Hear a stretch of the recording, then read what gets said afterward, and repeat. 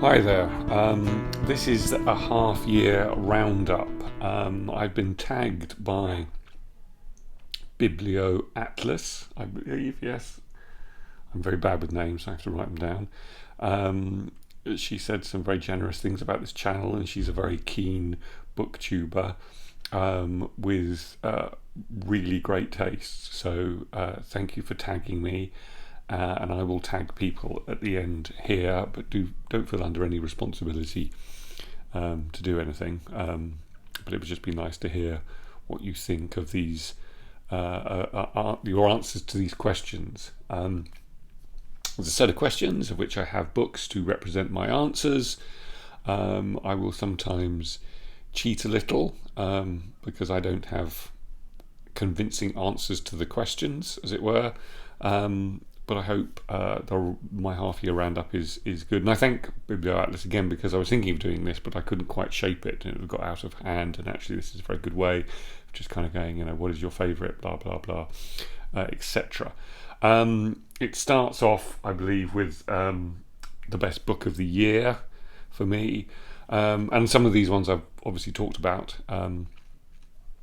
over the year, so I'm kind of recapping. But in a sense, they're reviewing books that I haven't necessarily reviewed. I've said are kind of coming up or whatever. And while reviewing, my list has just dropped on the floor as I've reached for my rum-based Negroni. So bear with me a second. Right, yes, I'm back and I'm still drinking. It's summer here, it's early evening, and it's time for quite a high alcohol level cocktail. Okay, best book of the year. In the end, it has to be Simon Critchley's The Faith of the Faithless. Critchley is a brilliant writer. He's the Hans Jonas Professor of Philosophy at the New School in New York. He writes about various subjects. I just found out that he was actually a lecturer of my partner Bridget when she was at university. This essentially is about what we can take from how we believe in religions to come up with a kind of civic ethics that will bind us to a common good without the need for God. It is for the last 50 years, 60 years since the Second World War, there has been a movement for godless religion or religionless God, as it were. And this book is very much about a godless religion and what as human beings bind us in metaphysical and transcendental belief that we can incorporate in kind of modern day secular ethics. He's brilliant on Rousseau. There's a brilliant passage late on the book as he argues with Zizek.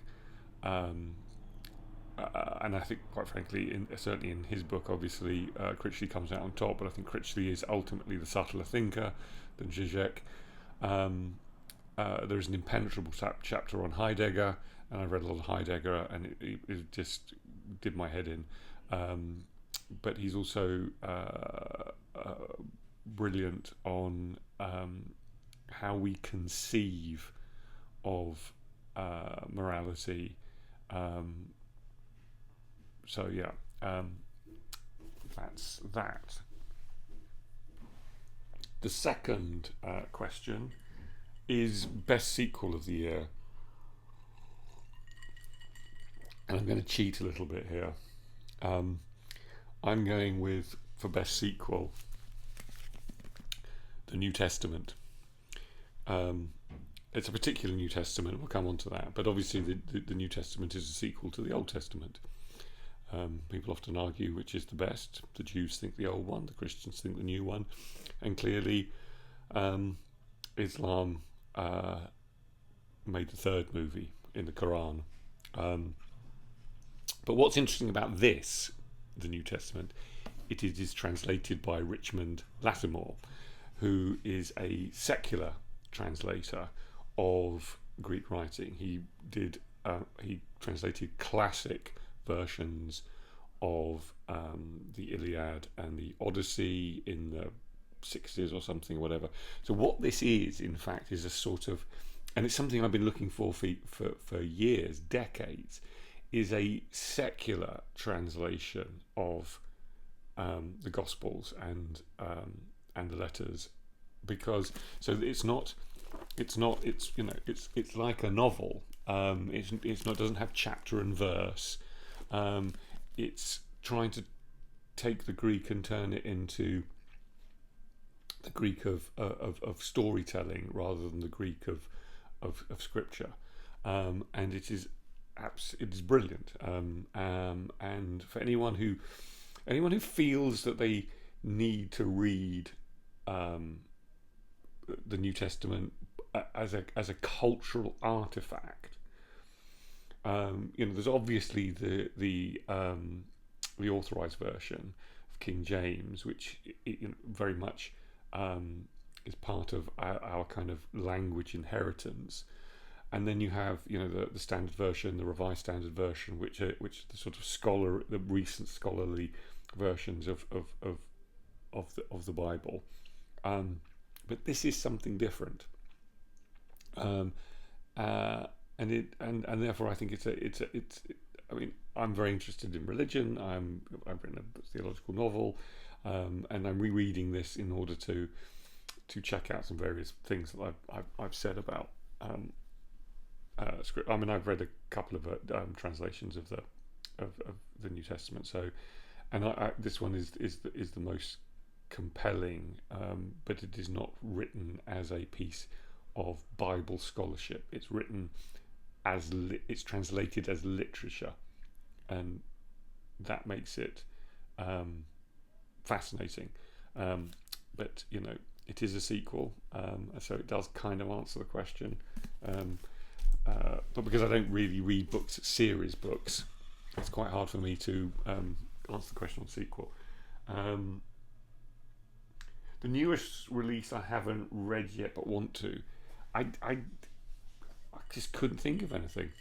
There isn't anything I want to read particularly that's new. So I'm going to leave that one.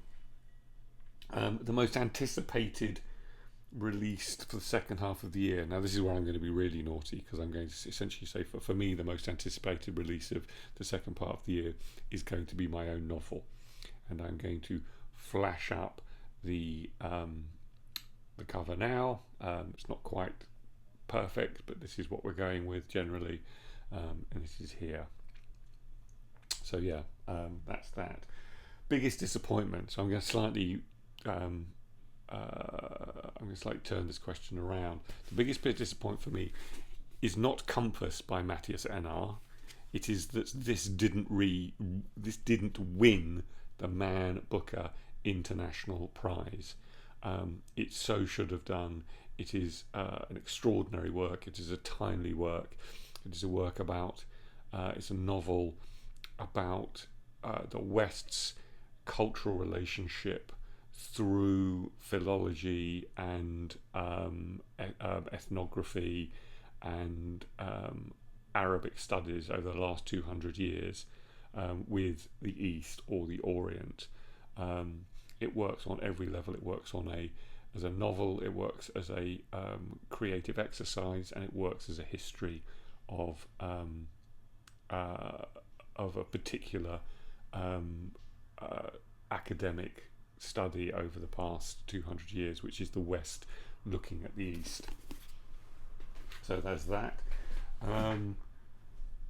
Biggest surprise, Inglorious by Joanna Kavenna. It's not a surprise that it's as good as it is. I think what's surprising about it is if you take the first 10 pages, it is a woman who's 35, has a a middle class metropolitan job. She's an arts journalist, and she sort of basically decides that there must be more meaning to life. So she quits her job.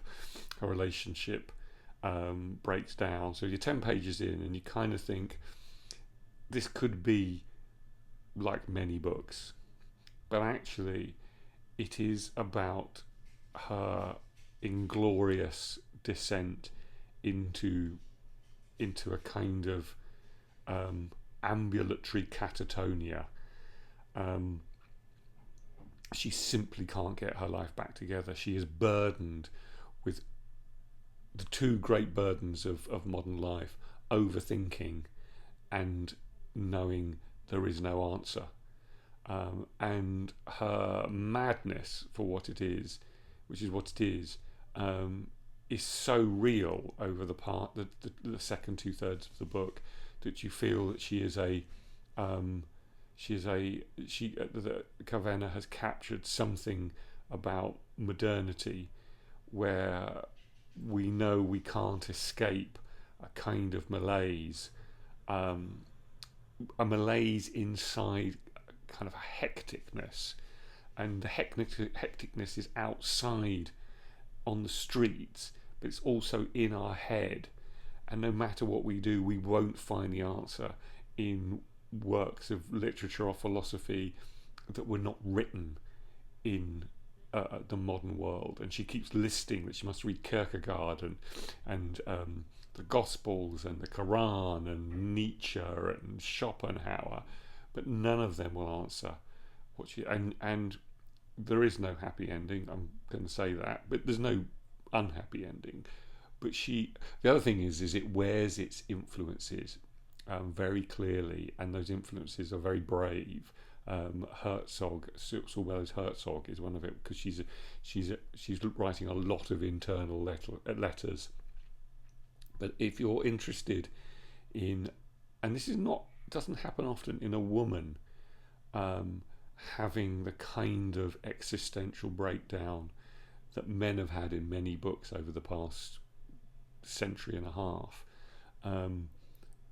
this is wonderful, and it's a surprise because the prose is great. At some point, the sentence making is as good as James Salter's, but really, it's the rendering of her inability to think through to an answer that will make sense and turn her life around, because there is no answer. Favourite new author, or new to me author, debut author, I'm going with this. Jack Robinson. You won't have heard of him. He's being published by CB Editions. These are two short, unclassifiable books. Jack Robinson is actually the nom de plume of Charles Boyle, who runs CB Editions, which is a book by An Overcoat. This one is a sort of dreamlike novella about the afterlife of Stendhal, the great early 19th century French novelist. If he happened to be alive in modern times, it is nonsensical, it is poetic, it is erudite, it is whimsical, it is profound, it is unclassifiable, and it is brilliant. The companion book is Robinson by Jack Robinson, which is a meditation on the character of Robinson Crusoe across the last 350 years. And there have been lots of novels and films and TV programs that have used the notion of this stranded, isolated man as a lens or a vector to look at the world. But more so, this novel also incorporates memoir, and it looks at Charles looks at his, through the character of Jack Robinson, looks at his his sort of middle class public school upbringing, and the kind of Robinson Crusoe ethic of sort of being able to survive, and that idea of kind of the individual being able to kind of cope, and something very, and so it's also a kind of an essay on Britishness as well. But once again, it's unclassifiable. It's never less than beautiful. Always profound, poetic, all those things. I mean, these are two wonderful, short, brilliant pieces of writing. They're just pieces of literature without conforming to anything, and they are the work of a man who has the space in life, seemingly, to do exactly what he wants, without caring that someone's going to say to him, but it's not one thing nor the other. No, it's all things in quite a short amount of time or length. That's a real victory. Sorry, I'm just going to... I should be making another when this is finished. Next question. Newest fictional crush. I can't help but have a bit of a crush on the Vicar's Wife. A Month in the Country. But I feel terrible because I feel I'm betraying my other two literary mistresses, which is Bathsheba Everdeen, from Thomas Hardy's. Which one is it? God, I can't even remember. It'll come to me in a second. And Lily Bart from The House of Mirth, Edith Wharton. I can't think what Bathsheba, what the novel's called, but anyway, I loved Bathsheba. I just really loved her. I was more enamoured with Lily Bart, but actually that enamouredness went very deep. But this year, definitely The Vicar's Wife.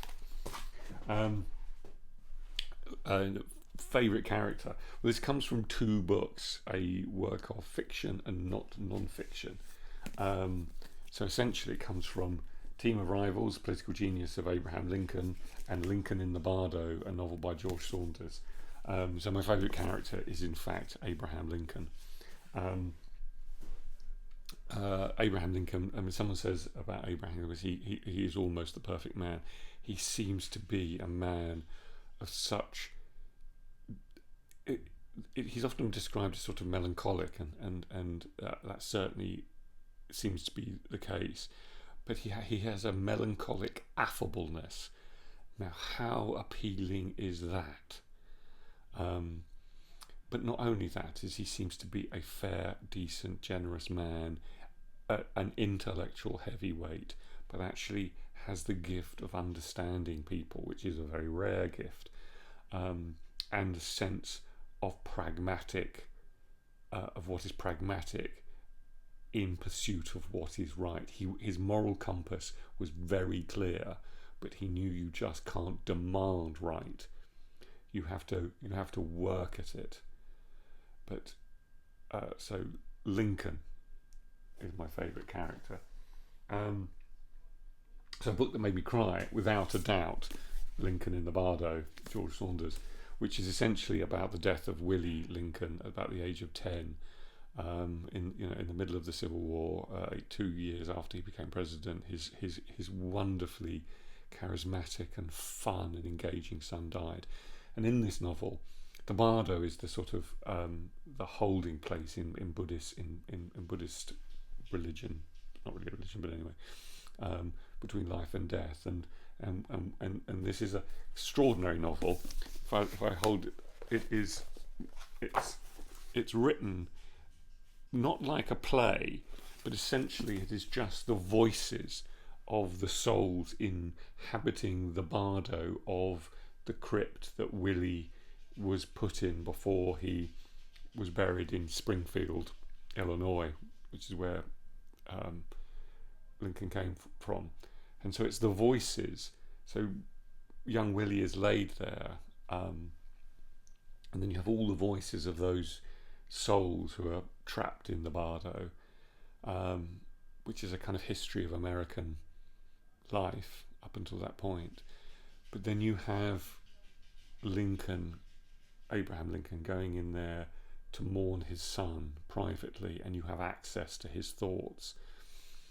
And it is some of the most spectacularly moving writing I have ever read, because it captures the cadences of Abraham Lincoln in his greatest speeches and actually in his everyday speech. And they have a melancholic greatness to them. And absolutely did I cry. I felt deeply moved, and will want to read this book again and again to capture, I have a son, what it must be like to lose a child. Saunders does this in a form that is in fact mostly whimsical. Now that's a great achievement. A book that made me happiest. Books don't tend to make me happy, so I think I'm going to take the book that gave me most to think about in my own life, and it's Sarah Maitland's A Book of Silence, a journey in search for the pleasures and powers of silence. This is half memoir about how she discovers that she wants to live very remotely, and I don't mean that in the technological sense, but it's also a profound meditation on the history of silence. And she spends time in the desert, she spends time in the forest, she spends time in barren lands, she spends time on islands, and all through that she talks about the history of silence.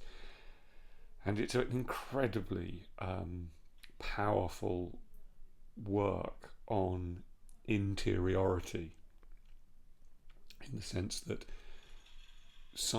and what silence means. And silence can only mean what it's supposed to mean if the world and our internal life have a kind of silent dialogue, as it were, a kind of reciprocity of silence. The stillness outside becomes a stillness within, and the stillness within creates a kind of stillness outside.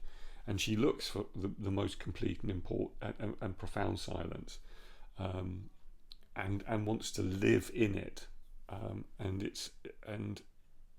It wears its erudition fairly lightly. It wears its faith lightly. She is a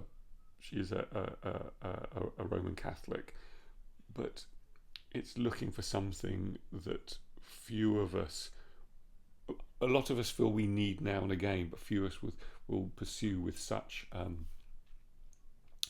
with such determination to understand it, to create the physical environment where we are, she in the end she talks about two kinds of silences. One that creates a breakdown of the ego, which is a kind of which is what's kind of hermetical silence, where people kind of want to end up, their self is broken down, so they become one with God. And then there's almost the kind of the egocentric, in a non-value sense, relationship with silence, which is one where you're looking for your kind of innermost expression that is not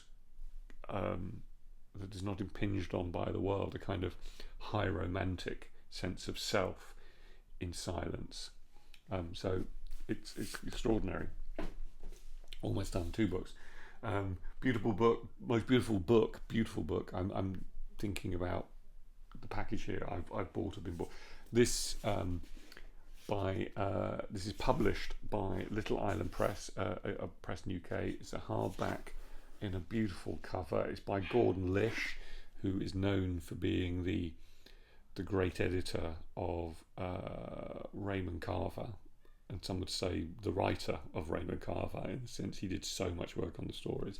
But he's actually comes from a background of very experimental writing, and he's in his early 90s, and this is his latest work of experimental. And it's a beautifully made book, beautifully printed, Wide margins, always a sign. Um, and I don't often criticise books because I think if someone's spent time writing it, one either says it's good or passes over in silence. But Gordon Lish was a better editor than he's a writer, I have to say. But this is a beautiful book. And then finally, book I need to read by the end of the year. The Secret Books by Marcel Theroux, published by Faber. Marcel Theroux is the eldest son of Paul Theroux, the writer. He's the older brother of Louis Theroux, the TV or broadcaster. He's a cousin of Justin Theroux, who's married to Jennifer Aniston, and I think his uncle's famous. They are a very gifted family. But this looks, and I'm just going to read you the back. Seeking an adventure, a young man flees the drudgery of shopkeeping in Tsarist Russia to make a new life among the bohemians and revolutionaries of 19th century Paris. Travelling undercover in the mountains of British India, he discovers a manuscript that transforms the world's understanding of the historical Jesus. What's not to look forward to? So yeah, that's it. Yeah, I've gone on rather long than I thought I would. Lots of different books. So I hope it's been useful in some way. Thank you, good night, and cheers. Sorry, I forgot to tag people. So I'm tagging